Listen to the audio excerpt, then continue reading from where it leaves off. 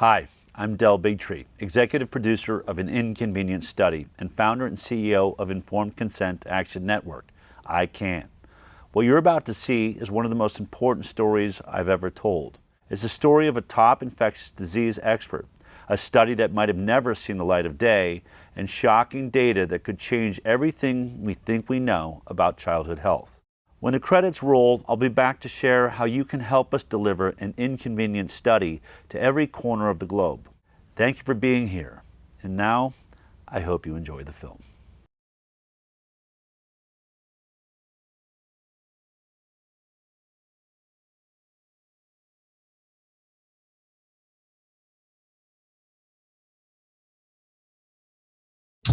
Children struggling every day with ADHD? Scott's allergies made it hard to keep up with his friends. Allergic reactions from accidental food exposure. Moderate to severe eczema. Plaque psoriasis, rheumatoid arthritis, Food allergies. Allergies. Seizure. Asthma. Eczema. IBS. Lupus. We are now the sickest country in the world. The health of American children is in crisis. A huge rise in chronic conditions in kids 17 and under. More than 40% of American children now have at least one chronic health condition. Autoimmune disease like rheumatoid arthritis, juvenile diabetes, lupus, Crohn's disease, all this IBS. I had eczema, asthma, all but out. Allergies, stomach issues. This is to me the one that gets me. Just a few decades ago, 1 in 10,000 children had autism. Today it's 1 in 31. ADD, ADHD, speech delay, language delay, tics, Tourette syndrome, narcolepsy, sleep disorders, ASD, autism. But there's no way in the world that these kind of rapid increases in the incidence of disease could be genetic. Genetic change takes generations, centuries to play out. What's really causing our kids of this generation to be so chronically sick? What the heck is happening?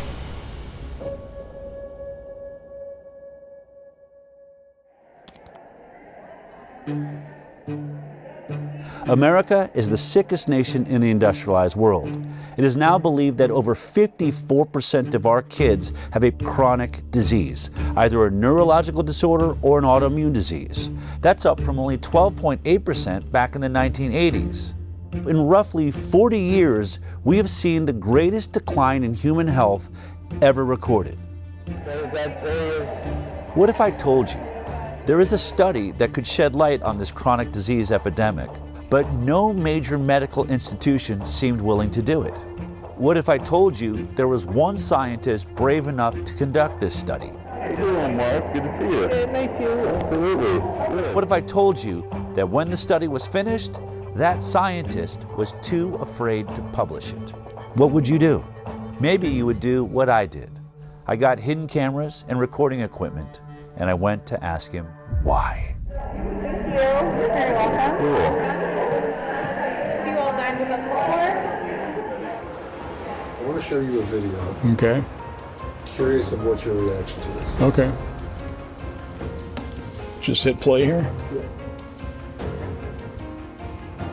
Go ahead and press play there. What was the most shocking thing? Because, I mean, I know what I've seen. No, I thought it was important. It's important information because of, it did show a difference between the groups. We have some serious issues. No, I actually agree with that. If I can't get this study out, then what hope is there for every kid in the future? I don't want to say it's not the right thing to do. It's the right thing to do, but I just don't want to. I mean, obviously, really emotional. Sick. It's really sick. Publishing something like that, might as well retire. I'd be finished. So who was that guy? Zervo's probably going to lose his job over this.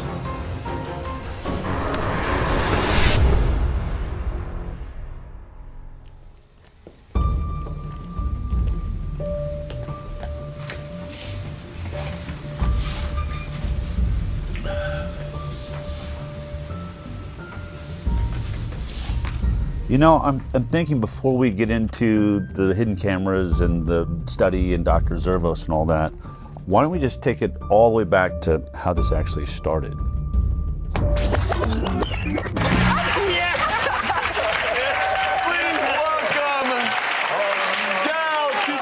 I've been a medical journalist for almost 20 years now. My first 10 years was at CBS, and the last 8 years or so I've had my internet news show called The High Wire. Good morning, good afternoon, good evening, wherever you are. But the biggest change in my career happened when I produced a documentary about vaccinations called Vaxxed. And at the center of that documentary was a whistleblower from the CDC named Dr. William Thompson. He came forward in 2015 and said that they were committing scientific fraud on the vaccine safety studies. Well, that film blew up and became a worldwide sensation, mostly because we got so much bad press, starting with being kicked out of the Tribeca Film Festival. The decision to run a controversial documentary about vaccines has Robert De Niro at the center of a big screen backlash. Tonight, the film festival Robert De Niro started under fire, a controversial new film that many are characterizing as anti-vaccine. I think the movie is something that people should see. There was a backlash which I haven't fully explored. I want to know the truth, and I'm not anti-vaccine. I want safe vaccines. Vax producer Del Bigtree says canceling the screening amounts to a suppression of the truth. I can't imagine what type of pressure came down that would make them pull a movie that they were obviously behind in the beginning. The message from the medical community is clear. This is one of those scientific questions that where science has provided an answer. Vaxxed ended up being one of the most controversial documentaries in history. And because of that, there were lines down the block everywhere we went. Look at this crowd behind me. Look at this line goes on and on and on. In fact, the very first day we screened at Angelica Film Center in New York, I wanted to know why there's this giant line down the block. What are these people here for? Can every parent or someone, if you have a family member with autism, would you please stand up right now? I'd like to see. 3/4 of the room stood up. I remember feeling like the air just got sucked out of the room. I had no idea that there was this many people suffering from this issue. I ended up asking that question 3 screenings a day, 5 days a week for an entire year. And every single time, 3/4 of the room stood up. I realized I had stumbled on something absolutely massive. Hello everybody, this is Jamie. Jamie's first. Can you guys both tell us your names? I'm Stephanie. And this is Zion. After the screenings, parents of injured children were inspired to tell their own stories. We set up video cameras and started interviewing everybody that wanted to talk. And what I discovered is it wasn't just autism, and it wasn't just the MMR vaccine. There was an ocean of vaccine injury, and nobody was talking about it. Doctor says, well, do you want the flu vaccine? I was like, might as well do it now. I gave in. I did polio. They gave her the Hep B vax. She got the 2-month shots. DTaP, the MMR vaccine. By 10:30 that morning, she was arching her back, clenching her fists. I didn't think I was going to cry. That night, we were in the hospital with the 106-degree fever. He began to projectile vomit. He began to this loud pitch scream. Like that's when the blood curdling scream started. I did not lay down for 10 months straight because she would vomit and asphyxiate. She would vomit at night and she would lie there while she was asleep and she would choke on it. When we had that vaccination, he lost all language. He just stopped talking? He wasn't talking. He didn't want to nurse. He went to not talking at all. He was developing really well, except for motor skills. He's got chronic allergies. An eczema rash. Food protein enterolitis syndrome. She couldn't eat anything on the glycemic index that was too high. GI symptoms, he started to have gut inflammation. Chronic snoring. Sleep apnea. Seizure-like activity. We woke up. She just...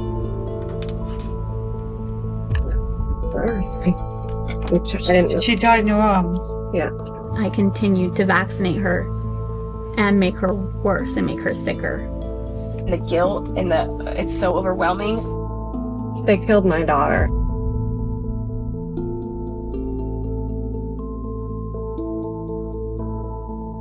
Clearly, this was a bigger issue than anybody realized.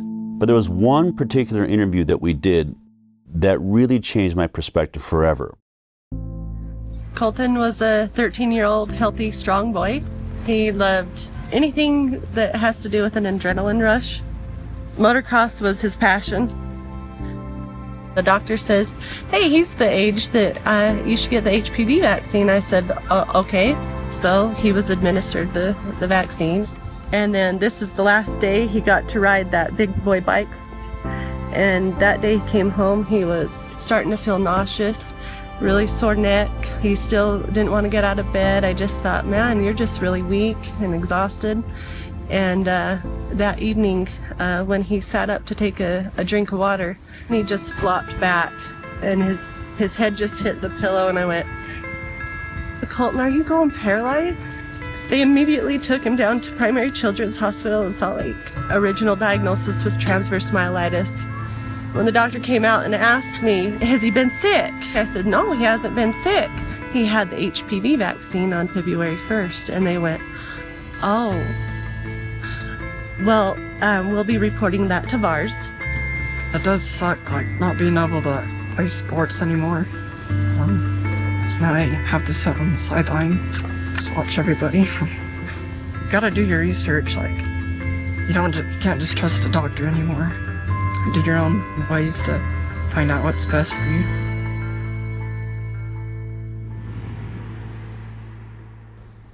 Unfortunately, Colton ended up taking his life in 2018 because he believed he'd become too much of a burden on his family. But the thing I remember about standing there and watching that interview taking place, my co-producer Polly Tommy was doing the interview, was this box that was hanging on his side that was breathing for him. And it went through a tube that was going through a hole in his throat. And he literally had to wait for it to fill his lungs with air before he could answer a question. So he'd go, and then he would start answering the question until he ran out of air.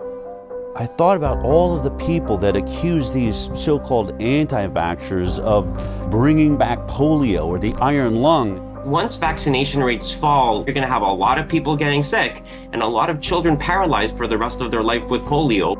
I thought, he's wearing an iron lung. You're not laying in a metal tube anymore. They've reduced it down to a box that hangs on your side and a hose that goes through your throat. But in this case, he wasn't paralyzed because he had polio. He wasn't paralyzed because he didn't vaccinate. He was paralyzed by the Gardasil HPV vaccine. I chose to get my daughter vaccinated because I want her to be one less woman affected by cervical cancer. One less. Gardasil. Then I went home and started looking up all of the inserts, the warning labels that are wrapped around all of the childhood vaccines, and most of them say it right there in serious adverse events. Guillain-Barré syndrome, that's paralysis. Or transverse myelitis, paralysis. And I realized polio vaccine is a success. We didn't eradicate paralytic diseases with the vaccine program. The vaccine works. We're causing paralytic diseases with our vaccine program.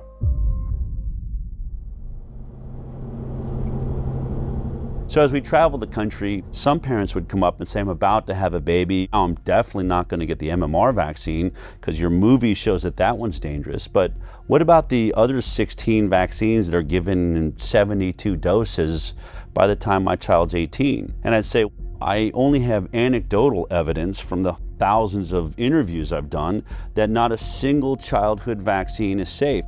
But that's not scientific. I wanted something better. I wanted to get to the bottom of this. So I started a nonprofit called the Informed Consent Action Network. Based on the Nuremberg Code's right to voluntary consent, the ethical principle globally agreed upon in the wake of the Nazi doctors' horrifying human experiments, of inmates in concentration camps for experimental purposes, where it states the voluntary consent of the human subject is absolutely essential, and there should be no element of force, fraud, deceit, duress, or overreaching or other ulterior form of constraint or coercion. What I wanted to do was investigate the entire vaccine program. I was really focused on one thing. We hear that vaccines are safe. And effective. But before we even worry about if they're effective, how did we determine they're safe? We started looking at all the science around the world, but we hit a big roadblock. You can't sue a manufacturer of a vaccine. It's one of the only products in America that has what they call liability protection. The reason is because of a law that was passed in 1986 by the US government. The pharmaceutical industry basically blackmailed the government, and they said, we are losing so much money from lawsuits for death and injury from our vaccines, we can't make a profit. studies have shown that the whooping cough or pertussis vaccine causes brain damage. The controversy isn't really over the fact that it happens, but how often it happens. And they said, if you want us to continue making vaccines, you're going to have to take on the liability. And our government agreed to that. If you want to sue or you want to get any information outside of what's publicly known, you're going to have to sue the government. And that's when I realized I need a constitutional attorney. And I found a guy named Aaron Siri. Mr. Siri, you're not a medical doctor, are you? No, sir. And you're not an immunologist or biologist or any kind of... Or vaccinologist, no, but I depose them regularly, including the world's leading ones with regards to vaccines, and I have to make my claims based on actual evidence when I go to court with regards to vaccines. I don't get to rely on titles. Okay. He had a genius way forward. We're going to sue the government agencies, HHS, FDA, NIH, and we started winning. And what did we prove in those lawsuits? That the entire science behind vaccine safety was nothing but a complete fraud. Doctors used to listen to parents. When their parents came in and said, hey, my kid is suffering with this condition, has this issue, doctors listened to them.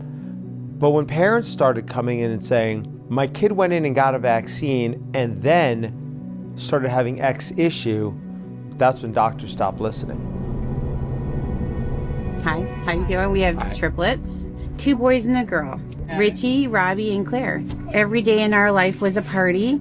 Every single day they were smiling and laughing and looking at each other, engaging in each other.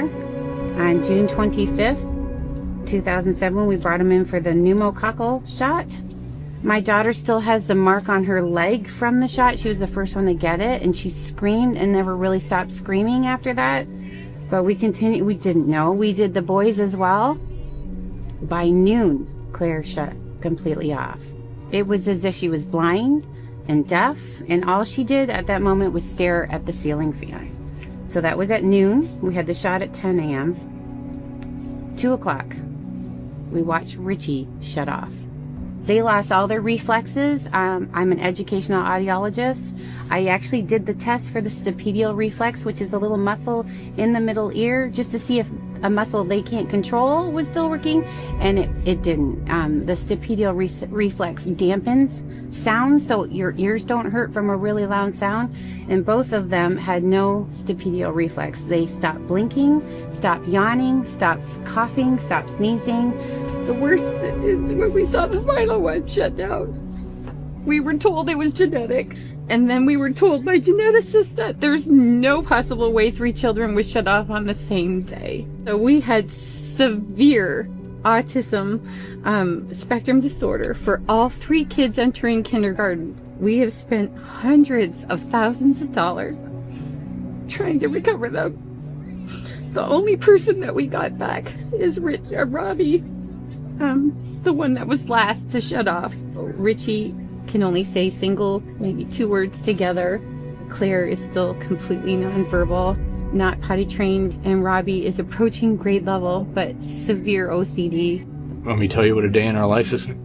So you got, say, a 6 or 7 or 8-year-old child who's not potty trained, and at 2 or 3 or 4 o'clock in the morning they fill their diaper. Well, you assume that's pretty uncomfortable, so they take it off. Pretty soon it's all over them. It's all over the bed. In short order, it's all over me. It's all over her. I'm snapping at her. She's snapping at me. We're both snapping at the kid, who is the only innocent party in the whole scenario. And the one thing that's conspicuously absent from that scenario is anybody who told you that shot was safe. They're all asleep in their bed. They haven't got a problem in the world. This one story of Richie, Robbie, and Claire puts an end to any discussion that autism is only caused by genetics. There is no genetic explanation that would turn 3 brothers and sisters off on the exact same day. What you should do when there are widespread complaints that a product is causing a given harm is you should study it. Vaccines should be tested like other medicines. They should be safety tested. And unfortunately, vaccines are not safety tested. Of the 72 vaccine doses now mandated, essentially mandated, they're recommended, but they're really mandated, for American children, none of them, not one, has ever been subject to a pre-licensing placebo-controlled trial. Health and Human Services Secretary Robert Kennedy Jr. has been torn apart by mainstream media for saying that there's no placebo trials being done for vaccines. But he's right. It's exactly what we found in our lawsuits against the government. Not a single childhood vaccine is going through a double-blind, randomized, placebo-controlled trial prior to licensure. That's the gold standard of safety testing for all pharmaceutical products, but is being skipped for vaccines. In case you forgot how a double-blind, placebo-based trial worked as we discussed it back in high school science class, let me remind you. We break up a group of kids into two groups. One group is going to get the vaccine. The other group is going to get a placebo, which is a product that has no effect on the human body. When it comes to an injectable like vaccines, that is a saline injection. Then it's called double-blinded because both the scientists and the patients are blinded from knowing which one they got. Did they get the vaccine or did they get the placebo? This is so that the scientists will not manipulate the study in favor of the pharmaceutical industry that will stand to make a lot of money if this vaccine proves to be safe. Then we track these two groups for 2 to 5 years, sometimes as long as 10 years for a lot of drugs.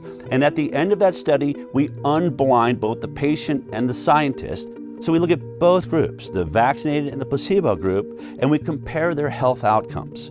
Who had more cancer? Who had more diabetes or ADD, ADHD or autism or Tourette's or lupus or multiple sclerosis? All of these things that are currently skyrocketing in the United States of America. And if, when you compare them, they both turn out the same, there's the same amount of issues in the vaccinated group as is in the placebo group, then you know it's safe. You've established what we call a safety baseline. But if the vaccinated group has more issues than the placebo group, then we know it's not safe and it shouldn't be put on the market. Only one problem. Not a single vaccine on the childhood schedule has ever been through a double-blind, placebo-based trial. Therefore, they cannot say the vaccines are safe based on science. Are all vaccine trials placebo-controlled? No, and nor should they be. So, for example, when Prevnar 13, so Prevnar was a conjugate pneumococcal vaccine. The FDA has approved a new pneumococcal vaccine. It had to be tested in a phase 3 trial, and so the control group there was Prevnar 7 and had been shown to work. It will replace Prevnar, which was effective against 7 serotypes. You can't ask parents to put their children at risk of pneumococcal disease when there existed on the market at the time a vaccine to prevent that. And the World Health Organization has been very clear on this. That would have been considered an ethical trial. Dr. Paul Offit's one of the big proponents of vaccinations, probably because he's made a vaccine and made a killing off of it, the rotavirus vaccines on the childhood schedule. It doesn't matter whether I financially benefited or not. He likes to go around and say, well, we can't always do placebo trials, especially if there's already a vaccine that covers that disease. So he'll use an example like Prevnar 13. Prevnar 13 in its safety trial was tested against Prevnar 7, the earlier version of the vaccine. And he'll say you cannot test Prevnar 13 against a saline placebo because it would be unethical. You'd be denying children access to a vaccine that is already on the market, and that's not fair to them. But what he leaves out is that Prevnar 7 was never tested against a saline placebo, so we don't know if it's safe. So we're testing one product we don't know the safety profile on with another product we don't know the safety profile on, and this is how the entire vaccine schedule works. I like to call this the whiskey study. Let me explain. Let's say there's a group of people that are complaining that whiskey is making people drunk and they're crashing their cars and people are getting killed. Now, in order to test does whiskey cause car accidents, you would set up a double-blind placebo trial. One group, the test group, would get the 10 shots of whiskey. The other group, the placebo group, would get 10 shots of water. And then we'd have them both drive on a driving course and see who has more accidents. It's obvious.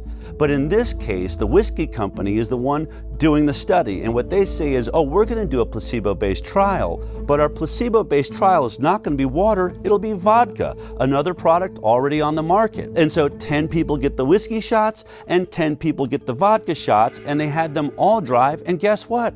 They had just as many car accidents. Therefore, whiskey does not cause car accidents because it didn't cause any more than the vodka did. And so to take this all the way to the end of Dr. Paul Offit's point, if vodka had ever been tested against 10 shots of water and there was no car accidents in the vodka group, then it would make sense to test the whiskey against the vodka. But we all know that study was never done, just like no vaccine placebo study was ever done. All you have to do is type in FDA licensed vaccines on your computer, and every vaccine that they give your child on the childhood schedule will appear there. And then you can click on any one you're interested in. Let's click on Recombavax HB. This is one of the hepatitis B vaccines they give your baby on the first day of life. Hello, welcome to the world. Gasp for your first breath, and here comes your first sexually transmitted disease. Now, go to vaccine insert. This is the insert or the warning label that is wrapped around the vaccine when it's delivered to your doctor. It has all kinds of information like what's in the vaccine, all the ingredients, side effects of the vaccine, but I want you to focus on section 6.1. This is where they talk about the clinical trial they relied upon to establish safety. It's always 6.1 on every single vaccine, so you can look at all of them.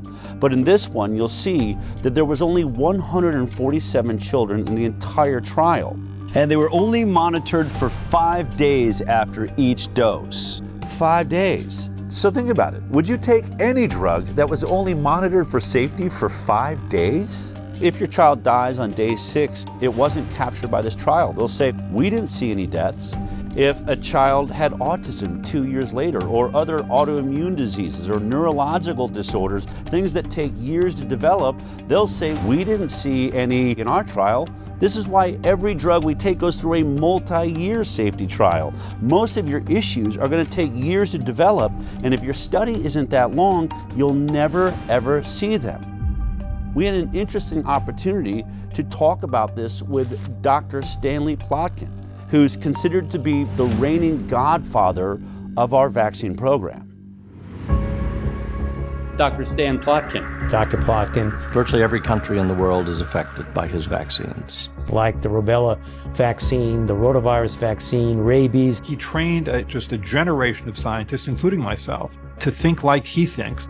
He developed the standard textbook for vaccines in 1988. Bill Gates calls his book a Bible for vaccinologists. I hope it's more accurate than the Bible. In 2018, our attorney, Aaron Siri, had the opportunity to depose under oath Dr. Stanley Plotkin, and he asked him this exact question: is a 5-day safety trial long enough to capture all of the side effects that people are complaining about from the hepatitis B vaccine? Dr. Plotkin, this is the product, the manufacturer insert for Recombavax HB, correct? Yes. And the clinical trial experience would be found in section 6.1, correct? Correct? Dr. Plotkin? Yes. Okay. In section 6.1, when you look at the clinical trials that were done pre-licensure for Recombavax HB, how long does it say that safety was monitored after each dose? Let's see.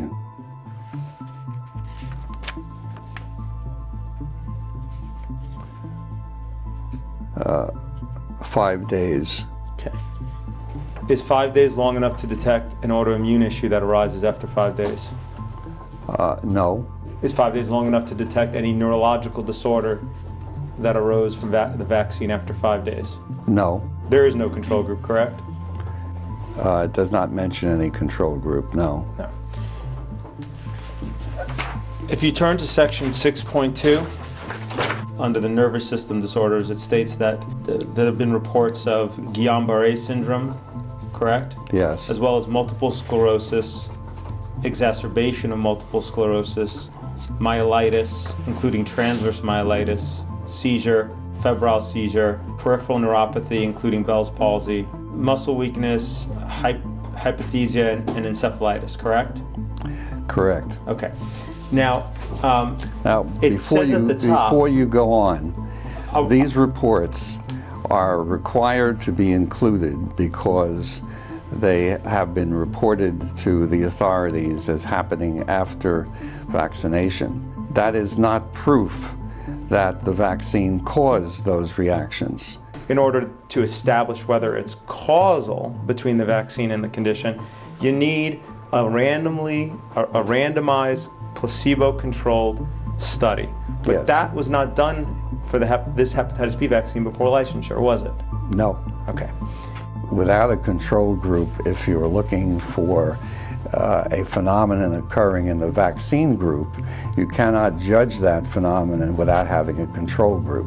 Isn't it true that it would now be considered unethical to conduct such a study today? It would be, yes, it would be ethically difficult. So this is how the entire game is played. They don't do a safety placebo trial before the vaccine's licensed. Then when people start lining up with all of these serious side effects, you say, well, can you do a placebo-based trial now? And they'll say, no, it's unethical. So they won't do it before, they won't do it after there's injuries, and when they can't do a study, your doctor says to you, I haven't seen any studies that show that these injuries are being caused by the vaccine. Therefore, I'm going to assume they're safe. Do you agree with the CDC's recommendation that babies receive a hepatitis B on the first day of life? Yes. You stated that hepatitis B doesn't cause encephalitis, right? That's my opinion, yes. But the IOM, after doing its review, determined it couldn't find science to support a causal determination one way or another. Correct? Yes. But that means that they don't have evidence for the supposition. That it either causes or doesn't cause. Right. They don't know. They don't know because there aren't enough data. In the absence of data, my conclusion is that there's no proof that causation exists. So if there's no data to show that it causes or it doesn't cause, yes. Your supposition, is that I understand correctly? Yes. Is that it doesn't cause it? That there's no proof that it does. Okay, that's different than saying it doesn't cause it, correct? Correct. So let's be clear. Vaccine safety is not based on science and data, it's based on an assumption of safety. And that is the stalemate we find ourselves in. But there's one way out of it. Instead of doing a placebo-based study, you can do a retrospective study looking at people that have already made their choice, whether they're going to vaccinate or not.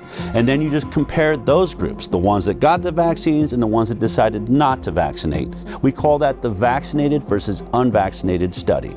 It's been done by a few independent scientists and institutes amongst small groups of children, but never by a major government agency or a major medical facility. The reason this study is important, I think, is illustrated by a study that was done in Guinea-Bissau, Africa, by a man named Dr. Peter Abe. He's one of the lead experts, he's pro-vaccine, and he develops vaccine programs for the third world. He had a DTP vaccine program he'd run 30 years ago in Guinea-Bissau, Africa, and recognized 30 years later, you know what, only half the children in the country got that vaccine and the other half didn't. I could do a perfect comparative study between the vaccinated and the unvaccinated. And when he did that study, the results blew his mind. This is about vaccines. And I think it's important to recognize that no routine vaccine was tested for overall effect on mortality in randomized trials before being introduced. I guess most of you think that we know what our vaccines are doing. We don't. The program we are talking about at the time, the vaccine program, was introduced sort of in the late 70s after the success with the eradication of smallpox. WHO made sort of the first immunization program for the low-income countries. What you comes out here, you had 2.3 times higher mortality if you are DTP vaccinated. And that is the most commonly used vaccine in the world. So the whooping cough vaccine or pertussis vaccine was associated with twofold higher mortality. you can have a vaccine which is fully protective against a specific disease, but associated with higher mortality. How is that possible? After looking at this study, it was clear that the vaccine did protect against the diseases they were vaccinated for. The kids didn't die of diphtheria, tetanus, and pertussis. Only one problem. Once they looked at it, they were dying at 5 times the rate of all of these other issues. So it was clear that though it was protecting against these diseases, it was weakening their immune systems to all sorts of other problems. One of the other scientists on this study did a TED Talk on this. In spite of being protected against 3 deadly diseases, the introduction of DTP was associated with increased overall mortality. Children who received DTP vaccine had 5 times higher risk of dying than those who didn't. And this is just one example of many studies now done of DTP vaccine, and they all show the same. DTP vaccinated children have higher mortality than those who didn't get DTP. So it appears that DTP vaccine has negative non-specific effects. The protection against the 3 deadly diseases comes at a very high price, namely increased risk of dying. So, with the best of intentions, the use of DTP vaccine may kill more children than it saves. I know these results are extremely uncomfortable, and most people, including myself, just wish they weren't true. But this is what the data tells us. That was just a study of one vaccine in a group of children. What if you studied children that were receiving not one vaccine, but between 72 and 100 vaccines by the time they're 18? Of course, I'm talking about the most vaccinated nation in the world, the United States of America. Our federal health authorities actually paid the Institute of Medicine to look at the safety of the vaccine schedule as a whole. And the Institute of Medicine, after conducting that review, came back with a report in 2013.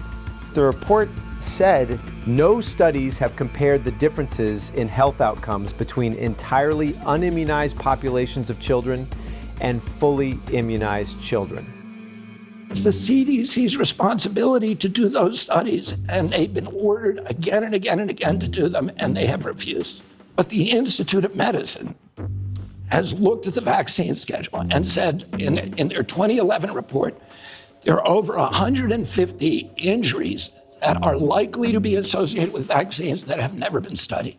Well, what did the CDC do after the Institute of Medicine issued that report? Instead of doing the study, they ended up doing a study on how to do a vax versus unvax study. It went and it paid a whole lot of money to issue a white paper on how to conduct that study comparing vaccinated versus unvaccinated kids. That white paper came out in 2015. Now, here we are in 2025, 10 years later. They've still never published that study. Now, have they never done the study? I can't tell you. This is information that vaccine safety advocates want and have been asking for a long time, and I'm not sure why it hasn't been done. This simple study would shut up every anti-vaxxer forever.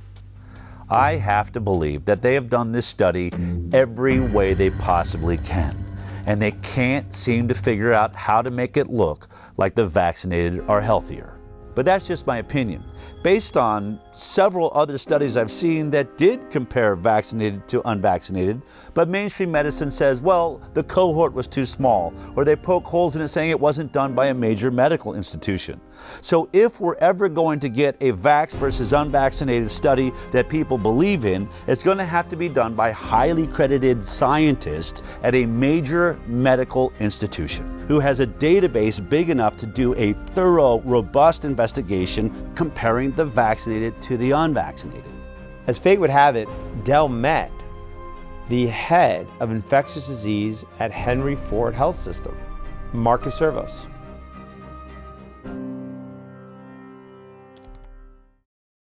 I'll never forget that meeting because you said something to me. You said, "I've watched your film. It's intriguing." But you said, I'll never forget. You said you've been saying something and watched your videos that I had an issue with. You said that they cannot say that vaccines are safe because they've never done the proper safety studies. And you said to me, I actually researched that because I wanted to see if that was true, and you said I'm sorry to have to report to you that you're actually right about that. No, I say it Proper now, too. safety studies have not been done. And to now too, it's same thing. I still say it now. The proper safety studies haven't been done. So then I said to you, all right, still true. and you're like, I don't know what I'm doing here. I don't agree with you. I believe in vaccines. And I said, would you ever consider doing a vaccinated versus unvaccinated study? And you said I would do anything wherever the data is the data, right? Yeah. The first time I met with Dr. Zervos, he agreed to do a vaccinated versus unvaccinated study. I mean, I was ecstatic. He was perfect. Ford Medical Center is one of the greatest research centers in the world, and Dr. Zervos is in the middle of being a hero for having just worked out the entire Flint, Michigan water crisis. 74 miles of large diameter pipeline will stretch For decades, Flint, one of the poorest cities in America, had bought its water from Detroit. Instead of staying on the Detroit water supply while the pipeline was being built, the city would temporarily get its water from the Flint River. That decision would force the city to activate an old water treatment plant. Here's the plant. This is what is coming out of the tap. Water's brown, has a bad odor. We cannot drink the water. They soon became a breeding ground for Legionella, and people were getting sick. The oxygen, you're on that all the time, or do you ever get to take it? I want it all the time. Yeah. Her doctor, Marcus Zervos, had been treating a chronic skin infection that her weakened immune system couldn't control. They are doing a lot better. I'm ecstatic. You know, if I can get them healed over a little bit more, I'm going to get you an appointment with those transplant doctors. There'd been 90 confirmed cases in the year and a half following the water switch. 12 people had died. Sean McElmurray had pulled together a team of 23 scientists and experts from around the state. The team says the state wouldn't authorize them to start the search for the source of the outbreak. Dr. Zervos was the infectious disease expert, and he was worried about the delay. It was critical to start right away because by June we expected to see more cases of Legionnaire's disease and there would be more deaths, which is what we expressed in a meeting that included top leadership at MDHHS. I remember my colleague telling him that if he didn't do that, people could die. Unfortunately, Nick Lyon's response was that, well, they have to die of something. I mean, you're just in shock as a result of him saying that, the director of the health department. Dr. Zervos seemed perfect. He'd stood up against the entire health system in Michigan, so I figured he'd probably be brave enough to do this study. But then a couple of years went by and still no study. I called Aaron and said, why don't we go see if we can't convince him to finally do this study? I flew down to Michigan and we went to meet Dr. Zervos in person. We said, look, here's your opportunity. The results should be directly in line with the orthodoxy. The vaccinated kids should be healthy across the board. He could be hailed a hero for finally shutting up the anti-vaxxers. He said he's willing to do it. The study was going to use the data they literally already have in their fingertips. The data of millions of people who are already in the Henry Ford Health System database, including hundreds, maybe thousands of completely unvaccinated children, as well as obviously children who are vaccinated. What that would allow is taking that multi-million person database, segregating out the children who had been in the Henry Ford system from birth continuously for a few years. Because it's a captive HMO environment, meaning it provides the insurance and it provides the medical care, it has most of the health records for these kids, including if they go out of the Henry Ford medical system, Henry Ford, as the insurer, was still paying for it. So they had the health codes for all the medical services that these kids got. So if you segregated out those kids, now you have a cohort of children from birth for at least a few years where you knew everything about them. I previously was a program director at Henry Ford Hospital, so I know it well. It's one of the best integrated health systems to do research. Henry Ford receives over $90 million in annual research funding. with nearly 700 residents and fellows in 53 ACGME accredited training programs. I think Henry Ford, like other institutions, has a bias towards the goodness of vaccines. You can't miss it. It's a full-page letter here from Henry Ford with 56 signatures saying in bold letters, the science is clear, vaccines save lives. If the results came back demonstrating that the battery of vaccines was associated with chronic diseases and that unvaccinated appeared healthier over time, such a result would be particularly convincing. I'm for vaccines. I'm not, I'm obviously for vaccines, but I think it's the best way of controlling infectious diseases, which are deadly. I'm for mandatory vaccination. Henry Ford is mandatory vaccination because of me. Henry Ford is one of about 90 healthcare systems across the United States that are working to enroll a total of 30,000 volunteers in the Moderna COV vaccine study as quickly as possible. This is the worst pandemic of the last 100 years, and our best hope of dealing with this is by having an effective vaccine. Henry Ford is requiring all 33,000 staff members to be fully vaccinated by September 10, 2021. The health system says this is consistent with its existing vaccination policy, which includes team members get the flu shot every year and stay current with other vaccinations. It appeared to me that Henry Ford was pro-vaccine, not anti-vaccine. So I had to assume the only reason they would do this study was to prove us wrong. Dell and I thought that was an excellent opportunity. They can do the comparison and presumably they could get it published. We only had one request. The ask was, whatever the outcome, you publish it. Would he stick to that if the results show that unvaccinated kids are healthier? And when he realized that if he submitted that for publication, he's going to face the wrath of his entire profession, didn't know. This was our greatest fear. I mean, vaccines are the holy grail of modern medicine, and anyone that decides to challenge vaccines in any way are essentially considered heretics. Vaccines are safe. Vaccines are safe and effective. Vaccines are safe and highly effective. Safe and effective. Safe and they're highly effective. Vaccines are one of humanity's most incredible accomplishments, and they've saved millions of lives. Childhood vaccines have prevented about 4 million deaths around the world every year. The overwhelming majority of pediatricians in this country strongly support vaccination. Missing her vaccination dates. We're not vaccinating.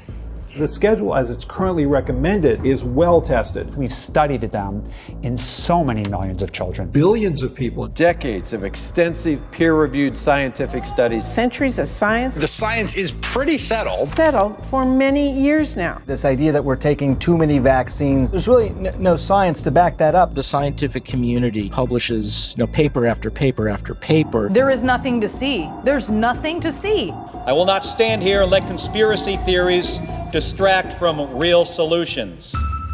Most doctors can't tolerate being called quacks or having their reputation destroyed. And I went from treating the head of the laboratory at my hospital for hypertension to becoming, somebody that was doubted on every levels after a while because of one thing that I said, which was, can we stop giving vaccines to my sick patients and give it to them on the day of discharge? And had they not tried to intimidate me, doubt me, and pushed me to research and show that what I saw was actually real, I would still be lockstep working as a regular doctor. The Florida Department of Health, in partnership with the governor, is going to be working to end all vaccine mandates in Florida law. All of them. All of them. My experience with discussing or disclosing harms associated with vaccines is that those are not welcome ideas or conversations. That move from the Florida Surgeon General, a doctor there, drawing condemnation from public health experts. Whether it's ignorance, it's stupidity, or it's malice, at the end of the day, people are going to get hurt. He's not going to necessarily receive a warm embrace by some of the people in his profession, but that's really what courage is all about. It's a very hostile environment, both scientifically and in the media, for individuals who reach conclusions or have opinions that counter mainstream ideas. Every independent scientist that has ever ventured into doing a vaccinated versus unvaccinated study of any kind is immediately under assault. There's one by Dr. Anthony Mawson out of Mississippi. He did a homeschool study of about 600 kids and discovered alarming rates of allergies, ADD, ADHD, neurological disorders, and a fourfold increased risk of autism amongst the vaccinated. As soon as the study came out, his job was under threat. In fact, I asked him if he'd be in this film, and he said, look, you can show my studies, but I have just been dragged through the coals on this. I can't take anymore. Then there's Dr. Paul Thomas. Hey, how you guys doing? What I'm seeing on this side is a pink, dull, scarred up eardrum. I've been a pediatrician for 35 years. I'm now retired. What I noticed in the first decade or so of my practice is kids were getting sicker and sicker. And over the next decade, as more and more patients chose not to vaccinate, I got to see the difference. But I wanted to see, could I prove it? So we got all the data from my practice. We looked at every baby born into my practice and published it in an international journal of public health. What we found, and that study was peer-reviewed, it was robust, we found massive increases. I mean, we're talking 400 to 500% more. Allergies, autoimmune conditions, neurodevelopmental issues, and then we had infections of all kinds. Massively increased in the vaccinated compared to the unvaccinated. What happened when I published that study? Within days of it being available online, I get a call from my attorney. Don't go see any patients, don't write any prescriptions, don't go into the office. Your license has been emergently suspended. You are a threat to public health. What's today? Today, it is the last time I will be doing clinical medicine in Oregon. Knowing that you guys are keeping it going, the heart of this place lives on. So what if Dr. Zervos does this study and it turns out exactly the same way as the others? Would he still publish it? That was the question. Years went by. In 2020, I was informed they had put together a study. When I had that study in my hand and I looked at it, the significance of it, it was an actual study that, when published, was the first step in changing this landscape. Weeks went by and then more time went by, and at some point, what I learned was it was not going to get submitted for publication.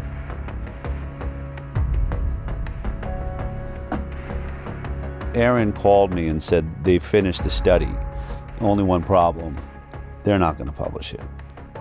I mean, it was everything we were afraid of. I called Dr. Zervos and I said, can I fly out and meet you for dinner? And he agreed. I wanted to look Zervos in the eyes and ask him, what's so damning in this study that you're afraid to publish it? I wanted to know what was in this study. I hadn't seen it. I also imagined there's got to be a way to talk him into publishing this study. But one thing was for sure. This was my last chance. I'm going to bring hidden cameras and recording equipment so that no matter what happens at this dinner, I can prove it happened. What do you think about the study you guys have done? It's important information because of, it did show a difference between the groups. I don't know how to. Oh, she got it. How to explain? I don't know how to explain it, but it's important. It was an important finding. I mean, the study was for what. Do you find any flaws in the study? I mean, is there a way they could do the study? You can do the study better with what's there? Not that I know. No. That I know.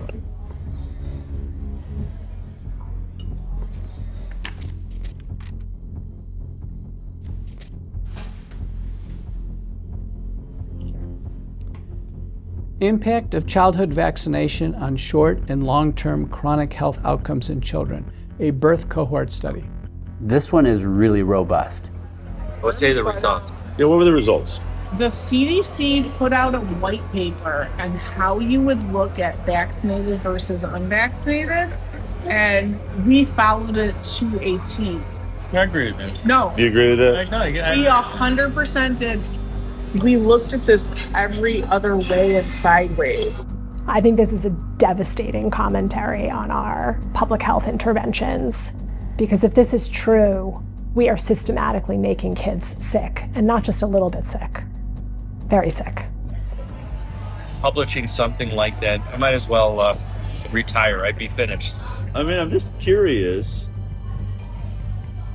What in this data makes you think it will be as catastrophic to your career as you think? What was he so afraid of? The study was a bombshell. 18,468 subjects, 1,957 of them were fully unvaccinated. When comparing the health outcomes of the vaccinated versus the unvaccinated, they found an increased risk in the vaccinated of several chronic health conditions. The vaccinated subjects were over 4 times more likely to have an asthma diagnosis. 4.29 times in the adjusted. And that seems, I've looked at a lot of studies, that's 3.26 to 5.65. They also found 3 times the risk for atopic diseases, which is kind of a subset of allergic diseases. They found a almost 6 times risk for autoimmune disease. The autoimmune diseases this paper looked at include thrombocytopenic purpura, rheumatoid arthritis, SLE, systemic lupus erythematosus, MS, multiple sclerosis, and Guillain-Barré syndrome. They mentioned there are over 80 different autoimmune diseases, and what their data showed for autoimmunity, 6 times increase in those who got vaccines when compared to the unvaccinated. Which is staggering, because autoimmune disorders really represent significant morbidity and health costs and suffering, accrued over a lifetime. Neurodevelopmental disorders. What kind of numbers are we talking about? Do you remember? 5.5 times risk for neurodevelopmental disorders. We know that the immune system is intimately connected with both brain development and brain functioning. And so when the immune system gets triggered by illness, potentially by vaccination, you can get neuropsychiatric symptoms, presumably related to brain inflammation and immune processes in the brain. 2.92 times the amount of motor disabilities, 4.47 times the amount of speech disorders in the vaccinated compared to the unvaccinated. 3 times the rate of developmental delay. They found the same things I found related to allergy and autoimmunity. Also, 6 times more acute and chronic ear infections. Interestingly, there were several health conditions where they couldn't even do this analysis because there were none in the unvaccinated group. The way that the mathematical formulas work, you can't have a 0 in any one group and be able to compare risk. For example, there were 262 children who had ADHD in the vaccinated group. Amongst the unvaccinated group, there were 0 cases of ADHD. 0. These ones are just mind-boggling. These conditions were not found at all in almost 2,000 unvaccinated kids. 0 brain dysfunction, 0 diabetes, 0 behavioral problems, 0 learning disabilities, 0 intellectual disabilities, 0 tics, and 0 other psychological disabilities in the unvaccinated.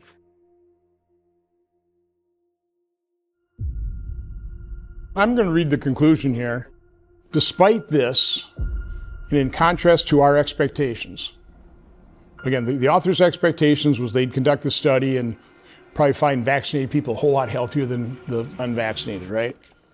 This is what we found. We found that exposure to vaccination was independently associated with an overall 2.5-fold increase in the likelihood of developing a chronic health condition when compared to children unexposed to vaccination.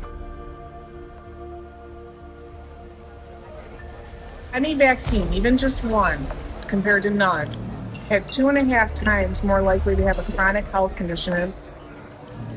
There were no chronic health conditions associated with an increased risk in the unexposed group. None. What does this graph mean? Explain that to me. So it's no vaccines versus vaccines. That's basically your likelihood of not having a chronic health condition. They did something called time to event analysis.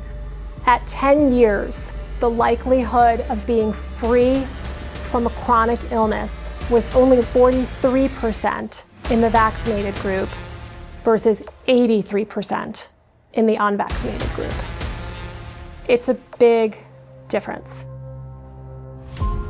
So if you're unvaccinated, you stay up here above the, like was it 80% of you are going to be perfectly healthy, whereas you're dropping below the 50 percentile, which is exactly what I've been stating. I've been saying 54% of America's children have a chronic illness now. It's right there. And that's basically what that's showing. 10 years follow-up, 57% of the vaccinated had a chronic health condition in just 10 years. That should shock everyone. Let's remember, the entire conversation of the moment in America is the fact that 54% of our children are chronically ill. And here we are looking at the study, and it's almost exactly those numbers. 57% of the vaccinated are chronically ill, whereas only 17% of the unvaccinated. I think because I have an interest in vaccines and I understand off-target, non-specific effects, I was sad, but I wasn't surprised.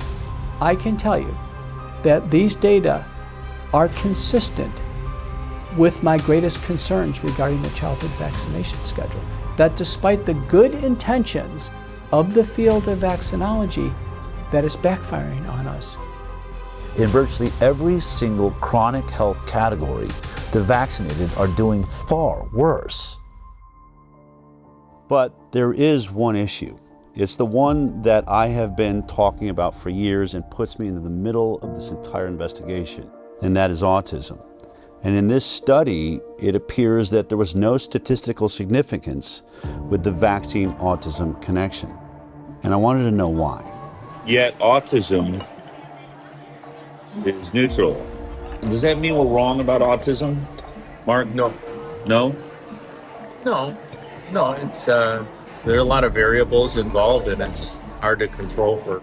When you don't have a lot of instances, as occurred here with autism, where you only have 23 instances of autism in the vaccinated group and 1 instance of autism in the unvaccinated group, that wasn't enough instances to actually be able to determine whether or not there is a statistically significant increased rate of autism.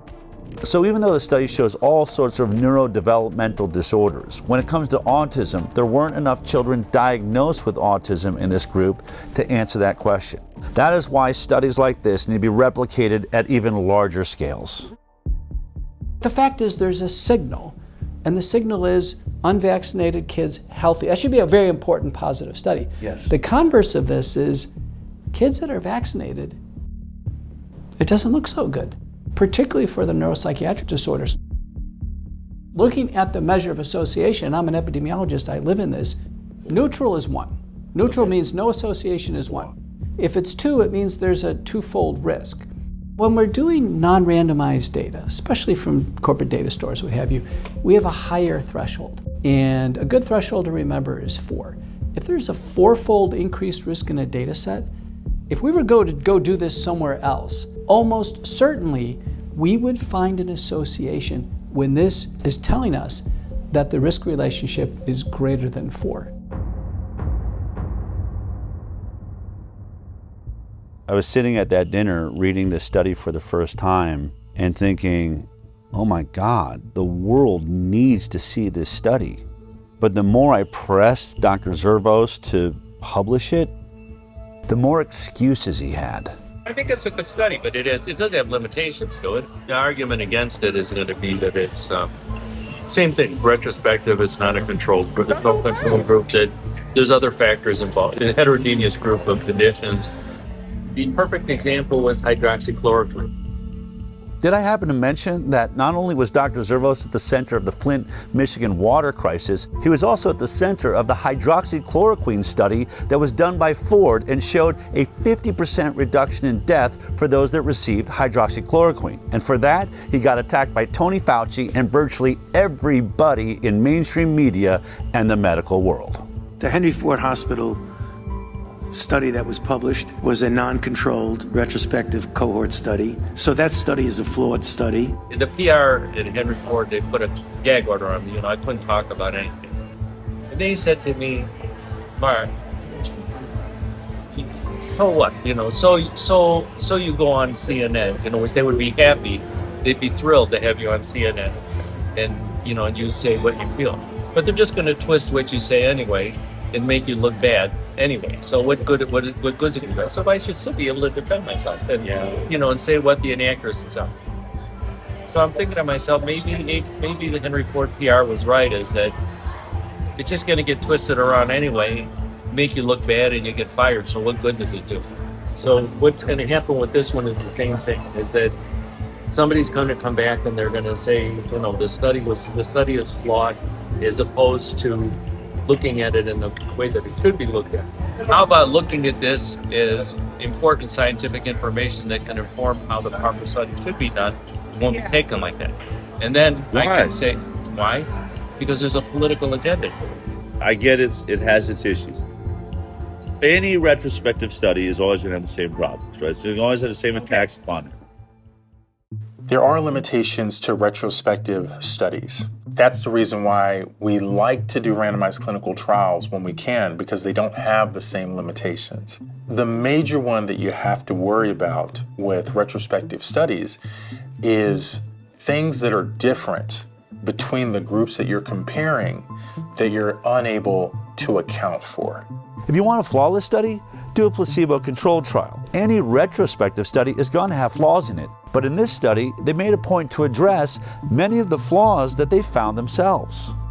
If someone were critical of the study, I think issues that a researcher might raise would be things like the different lengths of follow-up for the groups between the children who received no vaccines and the children who received vaccines. The authors actually did do a sensitivity analysis where they limited the analysis to children who had at least a certain amount of follow-up. When they limited the follow-up time for both the vaccinated and the unvaccinated to 1 year, it's still 2.75 times higher rate of chronic disease in the vaccinated. And when they limited it to 3 years, it's 3.38 times the rate of chronic disease in the vaccinated. And when they limit it to 5 years, it's 4 times greater.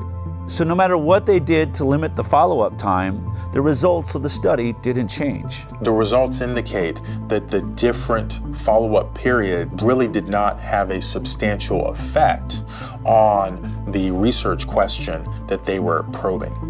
Another concern is that there are just big differences in how likely the children who received no vaccines were to seek health care compared to the children who received vaccines. So in other words, could the differences we're finding in the study just be due to the fact that these kids were being seen less often, and so they're getting fewer diagnoses?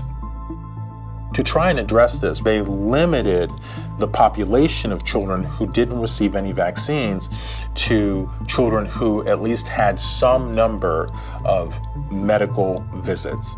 And even in that sensitivity analysis, the main findings persisted. In this study, they adjusted for confounders. Confounders can be age, socioeconomic status, gender, racial, ethnic groups, and used a technique called Cox proportional hazards, which means holding all other factors equal, what's the relationship between the factor of interest and the outcome? Even after they were adjusted for, the effect of these characteristics was actually pretty small. I actually expected that those adjustments would have a really powerful effect, but they actually didn't. And when you do a lot of sensitivity analysis and what you're seeing doesn't change much, that can be reassuring. The authors did a good job with the information that they had. I have seen studies on vaccines published in good journals that are much weaker in quality. Is what your study shows, is it important? Yeah, it is important. You know who you should send it to? Well, to what I told you a while ago. Because I'm just not going to do. I'm not going to do it because I don't want to end up like Diddy or. I don't want to suffer what McCullough did. But I give him credit for taking it. Standing up to it. But I'm just not going to do it. I'm not going to do it. In any other climate, in a regular climate, you would have put this study out just as it is, right? If we weren't in this world of censorship, I'd put it out just how it is. You would. I'd put it out just how it is. Yeah. I'd like to just finish out my work, doing international work.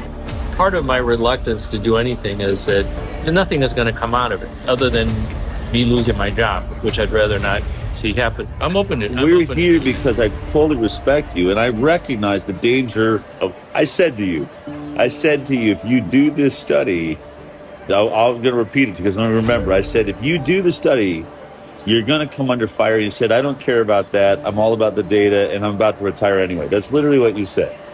Yeah. So your energy has definitely changed on that. But energy's changing. Let me put it this way. I put my whole career on the line because I saw an issue. Because what? I saw an issue that is affecting the children of America and the world. We have a serious growing problem of autoimmune disease, chronic illness. I'm not saying that vaccines are the only cause, but I'm saying this program needs some serious work. We had much better health when we were getting 10, 20 vaccines. At 54 shots with 72 doses, it is clear we are not making our children healthier. They're going the wrong direction. If there's a way to do this program better, which I believe, I've never said I'm trying to eradicate vaccines from the planet, but we are at an autism rate now of 1 in 26, 28. We have some serious issues. No, I actually agree with that. Is there a different way we could be doing it? Right, but how do we get there if I finally, what are the odds? I find someone like you that has got the clout. If I can't get the study out, then what hope is there for every kid in the future? I can't do shit for them. Unless there's a change in leadership, nothing is going to happen. Publishing one study like this one is not gonna. It's not gonna. It's actually the right thing to do. I don't want to say it's not the right thing to do. It's the right thing to do, but I just don't want to. And I don't want to say I have enough problems, but I've got enough things like that I'm already dealing with. And I don't want another one. Hold on. I just want to say this. This is the Galileo moment. I believe this changes more lives than anything there is. If we can fix this vaccine program, it doesn't just change millions of children's lives here in America, it changes worldwide. You'll be the father of the change in the system. That's historic. And I want to work with you to do that. This is why we're here. Yeah. No, I see what you're saying. We have an ability to do something that no one ever dreamed is possible. If it's not you, then who? For some reason, hammering always comes towards me. No, I can't handle it. I really can't. I'm not a good person. I can't handle it. I'm not a good person, but I'm just not going to do it. I'm not going to do it. Because I've got other stuff to worry about. Yeah, I mean, obviously, really emotional. He's just going to compartmentalize it away. I think someone could look at this and be like, it's unconscionable. How could he? And I think the way that he can is the way we all can do things that, not do things we don't want to do is we just convince ourselves, he's saying it doesn't matter. This is one study. It won't move the needle. It's too much for me. I can't. And, maybe he's right. Maybe it is too much for him. It's very important the study sees the light of day. In the scientific literature, and for the advancement of science, we must have balance. There are always pros and cons to everything. And when we have a deep-seated religious bias in favor of vaccines, we've lost balance. And when we lose balance, the entire scientific enterprise goes off track. And when that happens, large populations are harmed. I cannot help but ask myself the question, how many children will suffer a chronic illness that they maybe wouldn't have to suffer had this information been out there? I treat a lot of kids with neurodevelopmental disability and neuropsychiatric illness, and their lives and their families' lives are hell. And I know so many parents who suffer all kinds of guilt. The parents who've had adverse reactions or who've witnessed neurodevelopmental regression in connection with vaccination, they are devastated. I've had so many mothers say to me, my child is like this because of me. You know, at my hand, I did this to them. I think we are absolutely destroying our future by destroying the overall health of our most precious asset, our children. We need to know if this is true. We are morally and ethically obligated to replicate this study again and again and again and find out if this is accurate and if this is true. We have to. The fact that this study hasn't been peer-reviewed and hasn't been published is extremely concerning. It's important knowledge, and other healthcare systems really do need to replicate the analysis. This question really does need to be probed. It's a very important research question. I challenge you, yes, you the doctors, you the researchers, do the research. Find within your data set, within your system, those who are unvaccinated and compare them to the vaccinated cohort. This is one data set. You could replicate this again. There are other captive payer systems. Let Kaiser Permanente Southern California do it. And let the Harvard Pilgrim system in Boston do it. And all the other health systems around the country. And maybe even the CDC with the VSD. And with that, we can start actually addressing the problem that these vaccines might be causing. If these results are valid, this is an absolute sea change in our understanding of the off-target and non-specific effects of vaccination. And we will have to reconsider the way we go about our vaccination program.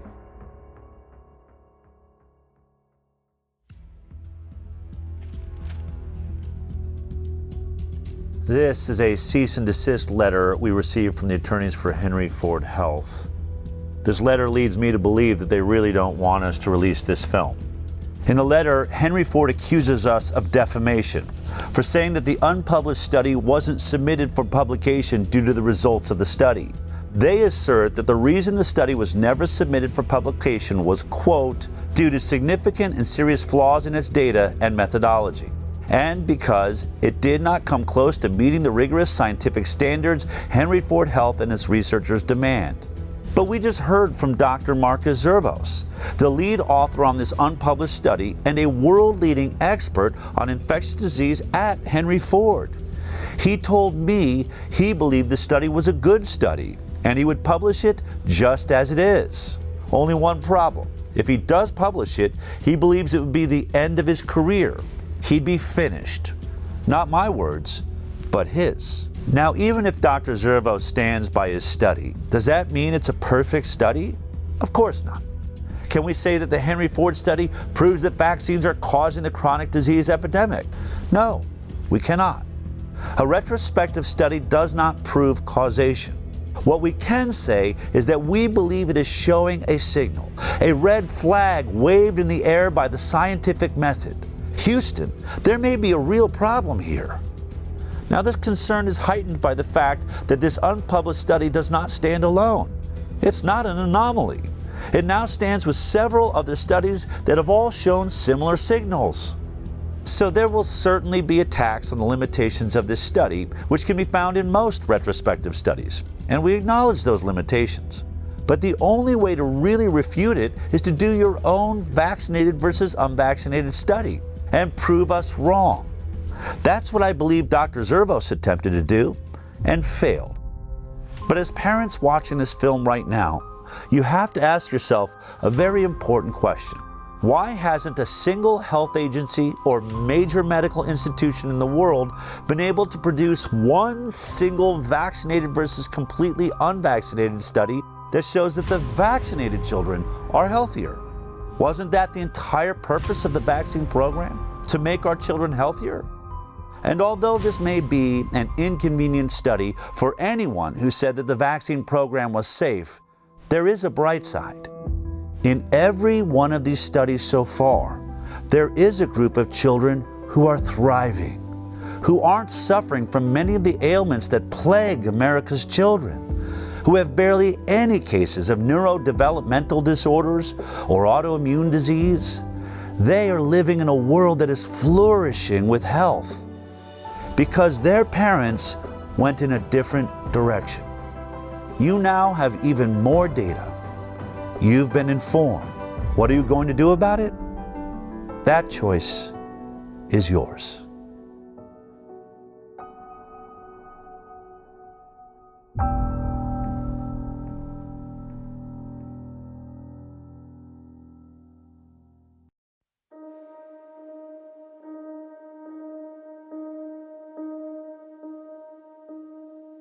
Thank you for watching An Inconvenient Study, an ICANN and Del Bigtree film. The Informed Consent Action Network, ICANN, is a nonprofit that's committed to protecting one of the most fundamental human rights, the right to make medical decisions without coercion, censorship, or government overreach. But here's what most people don't realize. The progress you see, the lawsuits that change policy, the investigations that expose the truth, the research, the legal battles, the filmmaking, even the education we deliver every week, all of it is only made possible by people just like you. There are no corporate sponsors behind this work. There's no government funding, trust me. It's ordinary Americans who make these extraordinary victories possible. If this film moved you, if you believe the public deserves this level of transparency, if you want to help us take this message to every corner of the globe, then I'm asking for your help. Go to ICanDecide.org and click Donate, or just scan this QR code. Every contribution, big or small, fuels the lawsuits, the research, the data, and the advocacy that change real lives every day. Together we can protect informed consent for future generations. Together we can hold our institutions accountable. And together we can keep making films just like this one until every parent, every doctor, and every citizen around the world has access to the information they deserve. Thank you for watching. Thank you for caring. And thank you for supporting ICANN. You are the reason all of this is possible.